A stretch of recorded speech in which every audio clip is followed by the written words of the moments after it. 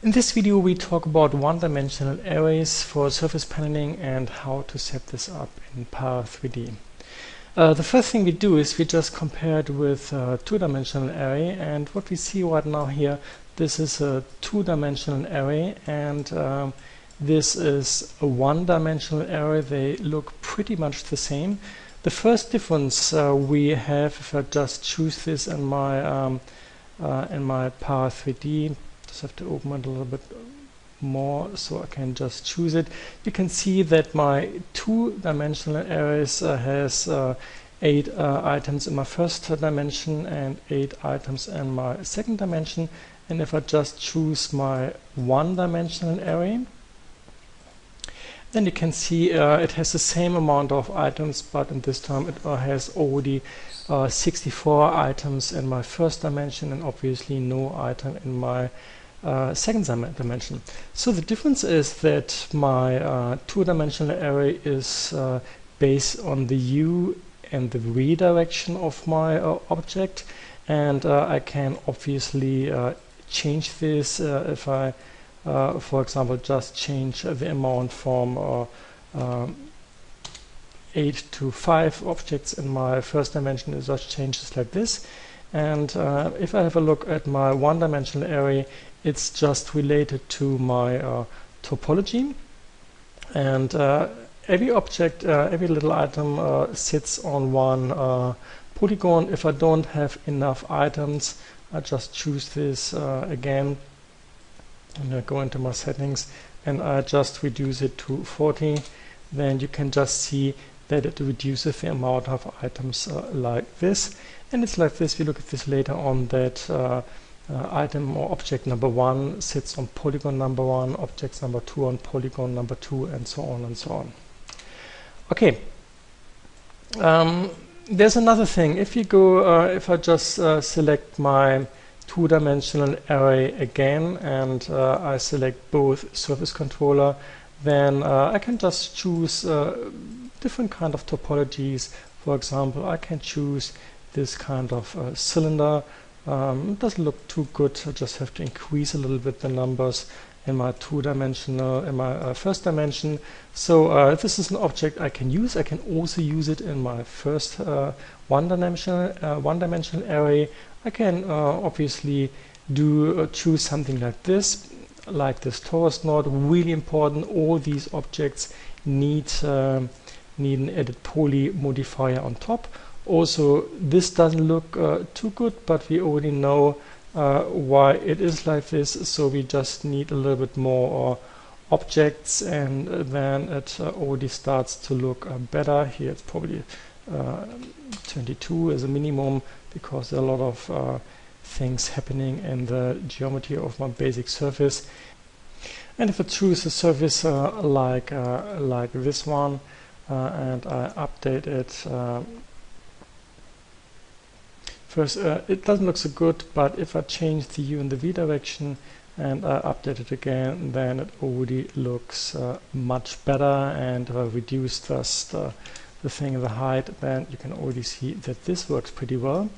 And now the things surface come which don't work so well with a two-dimensional array. These are all things with singularities which you can't unfold with multiple surfaces and things like this.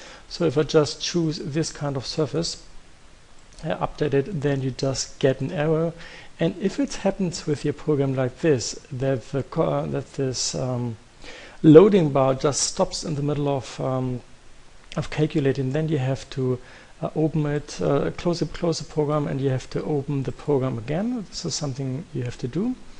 And then you should just select another surface and exchange this, because this surface doesn't work. If I, for example, choose this one, and then it's a little bit more controlled, but you can also see this one doesn't work, and this one also doesn't work, because all these surfaces are surfaces with singularities, so we are not able to work with this kind of surfaces. And this is actually the strength of my one-dimensional array. So let's have a look at my one-dimensional array. I just choose it again and these are the nodes for my one-dimensional array, and I just select both surface controller in transformation and on the level of my master points of my FFD box. And if I just choose now, for example, so this surface my torus node, then I can just update it. And we see it looks a little bit poor because it has a lot of polygons. So what I actually have to do is I just have to set it to the right amount of polygons. I just select my surface controller from my FFD box, and it just tells me, okay, it will increase significantly. So we probably better don't do it. So there are a lot of polygons going on. What I can do is I can just reduce my segments and my geometry in both directions, and this definitely looks already much better. If I now choose it again, my torus node, and I update it, then it already looks like this. And if I now select my FFD box surface modifier and go and set the array count to number of objects, then it looks pretty well. Okay, so this is working. Obviously this is also working, and now really important, that's the difference to my two-dimensional array. I can work with surfaces like this. I can just work with surfaces with singularities. This is not a big issue. It looks like this pretty well, and also this works really well. I just choose this, I go into my update, and we see, let's see, I first have to choose them. Actually, this is something I didn't do properly. It's working, and also when I use this one, like this kind of geometry, it also works pretty well. So the advantages of my array in one-dimensional array, there are also a lot of disadvantages because you can do less with my one-dimensional array. But anyhow, this was just the beginning, and so let's start with looking at how to work with one-dimensional array in Power3D.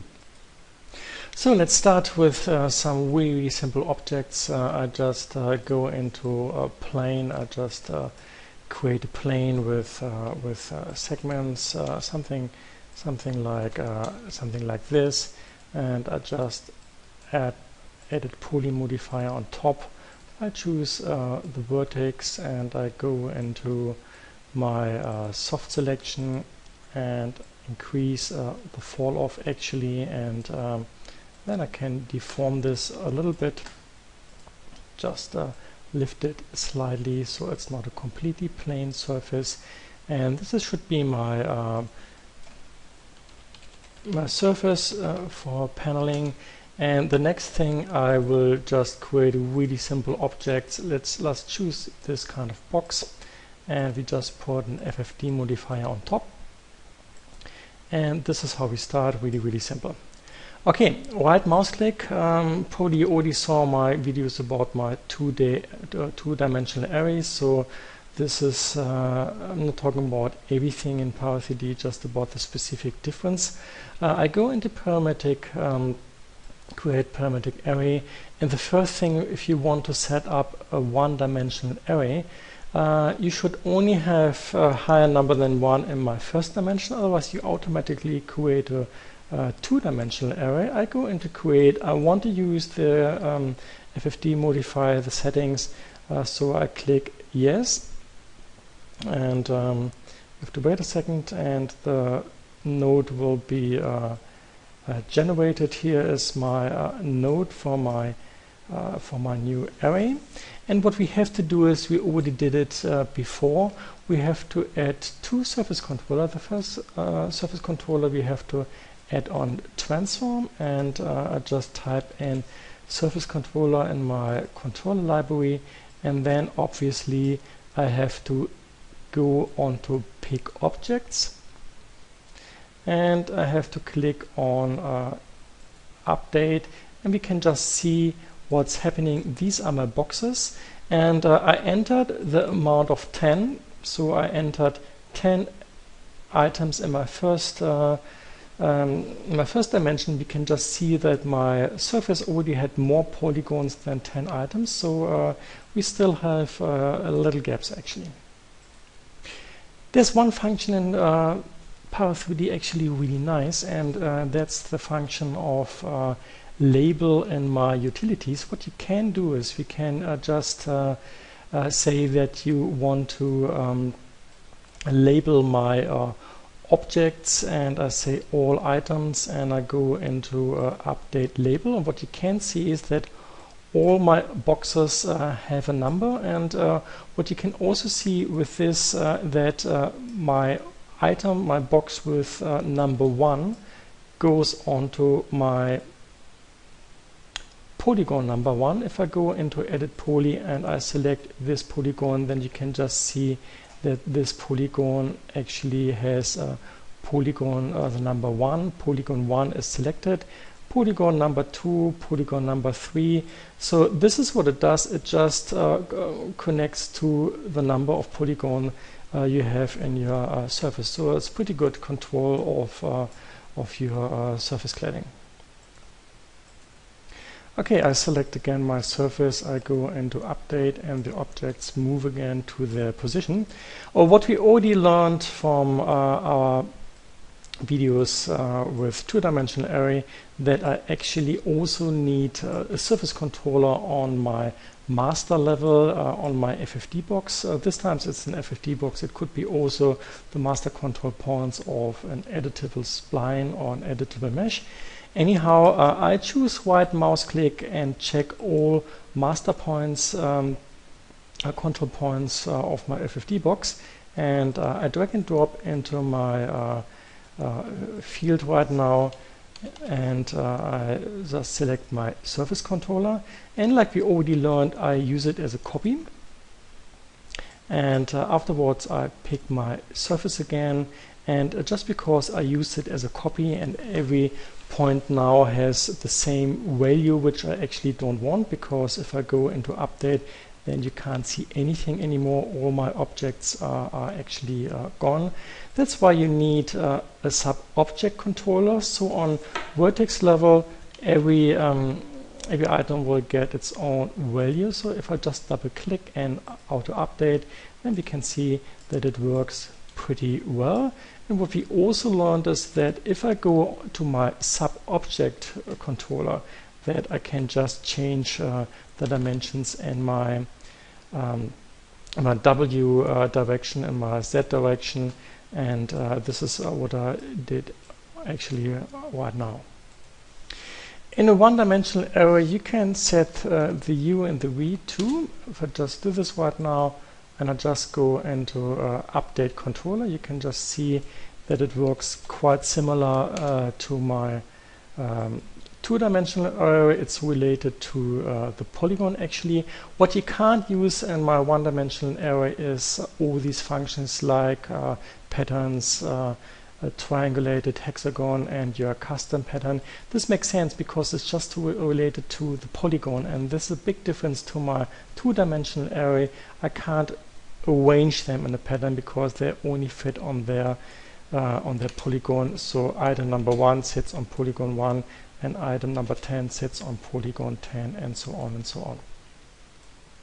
Okay, let's leave my sub-object controller. You can't do more than just changing the width. I just go one level higher to my surface controller again, and let's have a look what we can do here right now. We can swap between one-dimensional array and two-dimensional array. If I go to two-dimensional array again, then I have full control of the settings of my two-dimensional array, and then obviously I also have to give this a different count, otherwise it's not a two-dimensional array. So this is something to keep in your mind. You can just swap between these two different kind of array methods.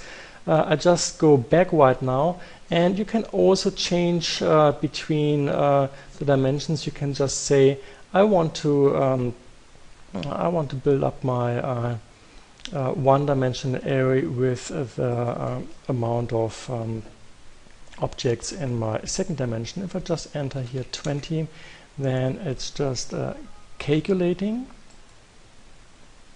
and I guess can just change it and just say I want to go to use the amount in my second dimension, and now it's calculating, and you see that this works properly. I just swapped from my second dimension, from my first dimension to my second dimension, work with the parameters of my second dimension, and this also works quite well. And we go back right now, and we again have 10 objects like before.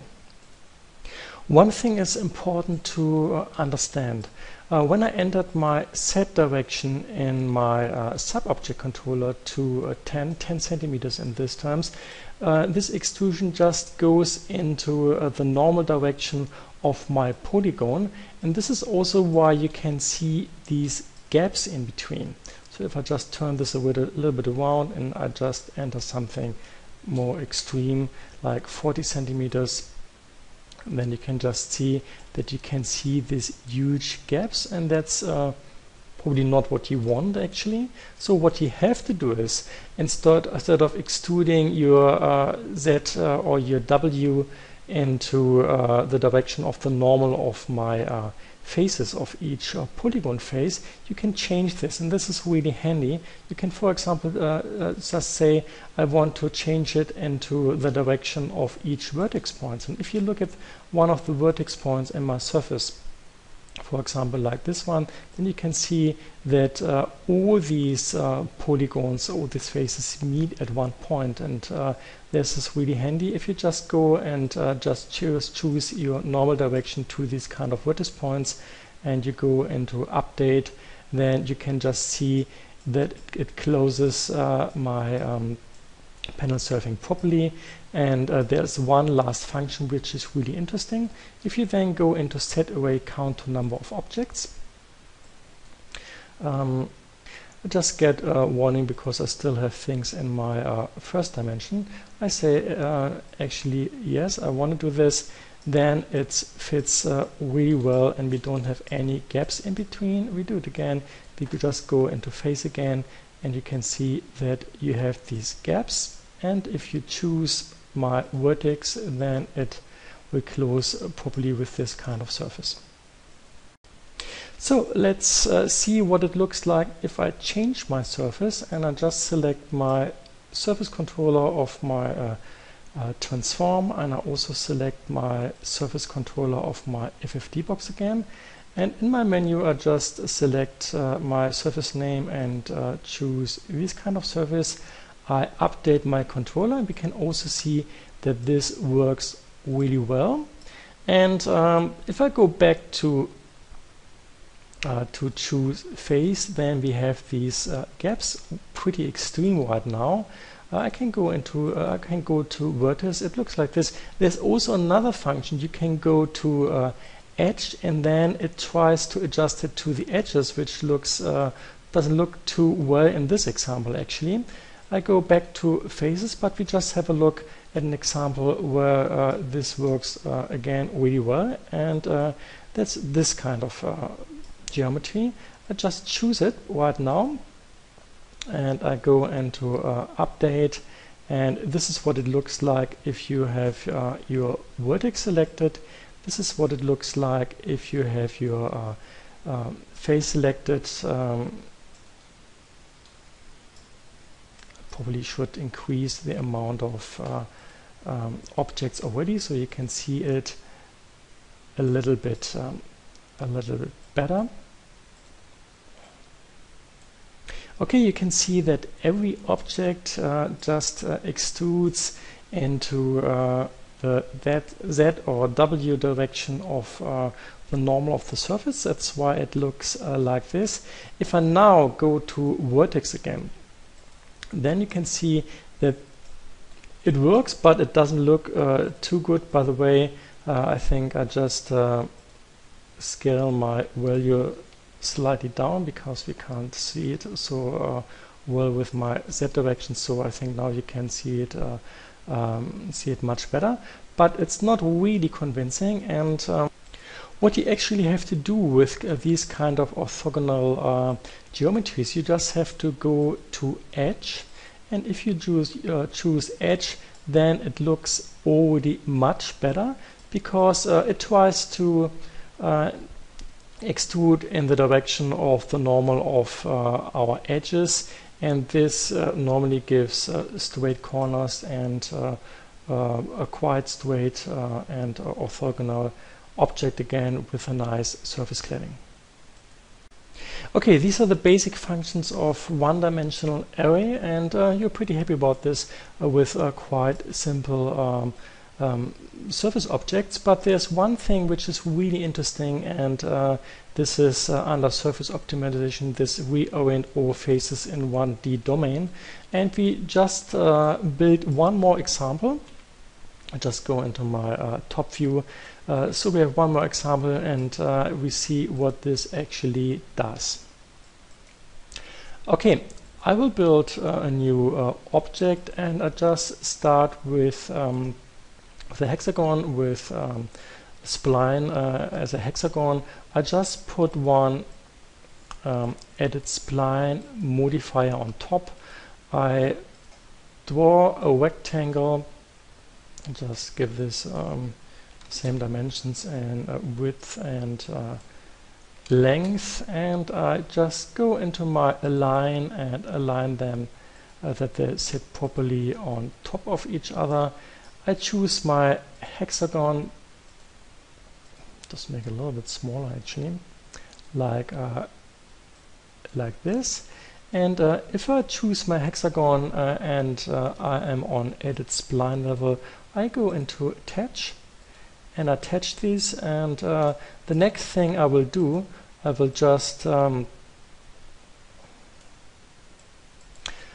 put extrude modifier on top. If we just have a look what I'm doing actually, it will get a little bit of thickness, and the last thing what I do is FFT box on top. So this is my geometry, and the interesting thing about this, I can still change the size of my hexagon. Okay, and this is what I want to do, and I actually did this example because what you can see is if I have this hexagon and I just copy it and I just turn it around with my angle snap to 90 degrees or probably 45, then you can see that it's not completely symmetrical. Here you have this edge, and here you have this vertex, and here you have this edge. So it's you can use this example quite well if the orientation of all my items will go into the same direction.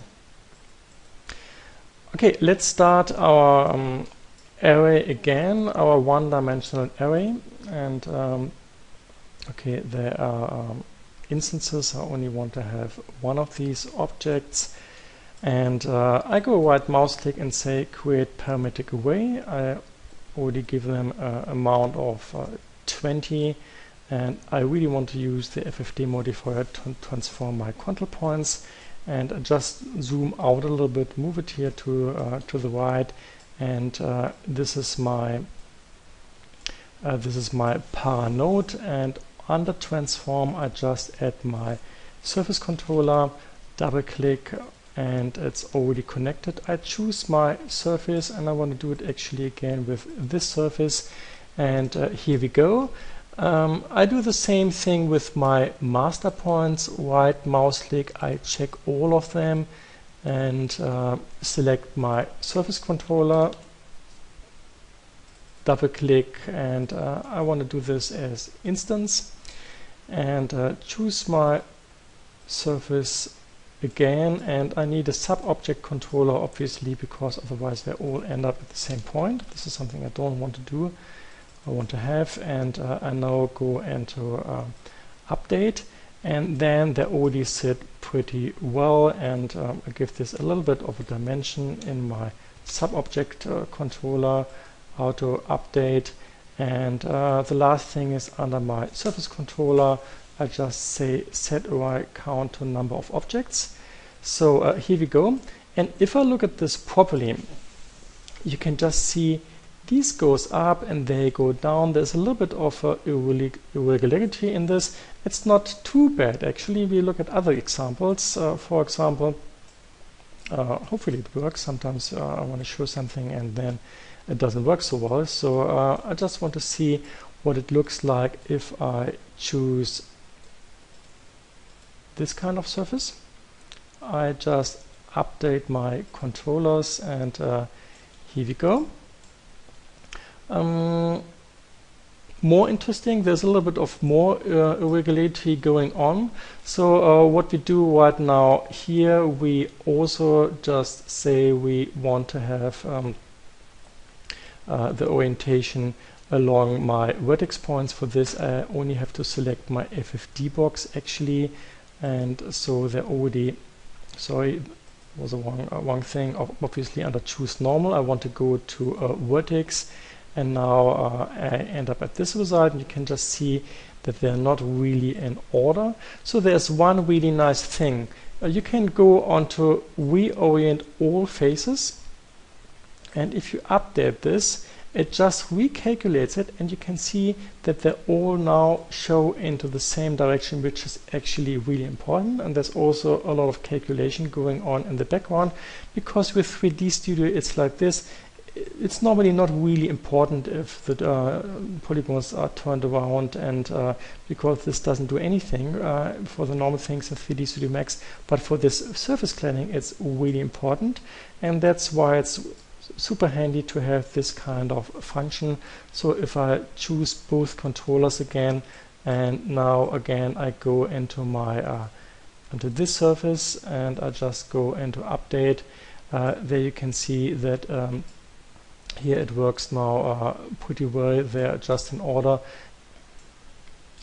And if I now choose my letter surface like this, and I go into calculate, then let's have a look. This also looks pretty well. And I just select my surface controller and my FFD box. I go into set array count from number of polygons. And this looks good. The only thing which I still have to do is I just have to go on my edge level. I have to recalculate it. There are two issues. If you look at this properly, you notice immediately. First, if I have this, if I switch to this edge, then you can also see that my insert or that my hexagon just distorts, and it's not in the center anymore. By the way, if I go into my hexagon, then yeah, I deselect my my settings, and I just go into my radius of my hexagon, then you can see that I can just change it nicely, and I can use any kind of controller.